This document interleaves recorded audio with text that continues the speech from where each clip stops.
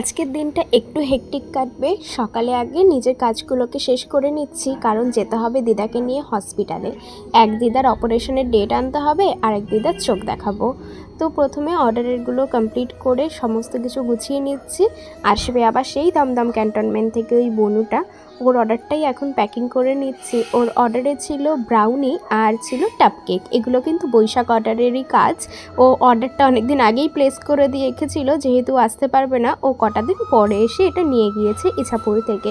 ও যখনই ব্রাউনি নেবে, ব্রাউনি নিয়ে গিয়ে বাড়িতে মনে হয় যেতে যেতেই ওর শেষ হয়ে যায়, তারপরেই ঠিক মেসেজ করবে, দিদি অমুক ডেটে আমি আবার নেব। ওর এত নাকি ভালো লেগে গেছে ব্রাউনি। ও ছিল 3টে টাপ কেক, 2টো টাপ কেক, একটা ড্রিম কেক, আর হচ্ছে 1 বক্স ব্রাউনি 12 পিসেসের।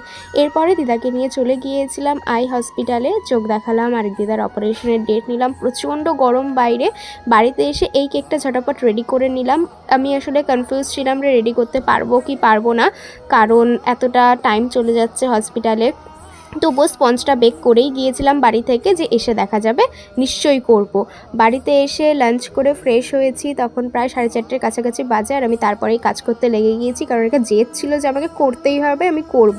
তাড়াহুড়োর মধ্যেই ডাব কেকটা করেছি। কতটা আউটপুট আনতে পেরেছি জানি না, কারণ 7টার মধ্যে আবার ওদের বাড়িতে চলে গিয়েছি। মামনিদের ছিল 25th অ্যানিভার্সারি। এরপরে তো বেকার্সদের এটা মেইন কাজ, যে ব্যাগ বক্স এগুলো ওদের আর লাগবে না, সেগুলো বাড়িতে নিয়ে চলে আসা, কারণ থেকে নষ্ট হওয়ার থেকে ওগুলো আমরা ইউজ করতে পারবো। ওগুলো তো একদম ভালো রয়েছে। আমিও নিয়ে নিলাম, ওদিকে তিতিও নিয়ে নিল ওরটা। সব কিছু নিয়ে দেন মাকে নিয়ে বাড়িতে ফিরলাম সবাই মিলে। অনেক দিন পরে খুব ভালো সময় কাটলো, মজা করলাম। রাধে রাধে, টাটা।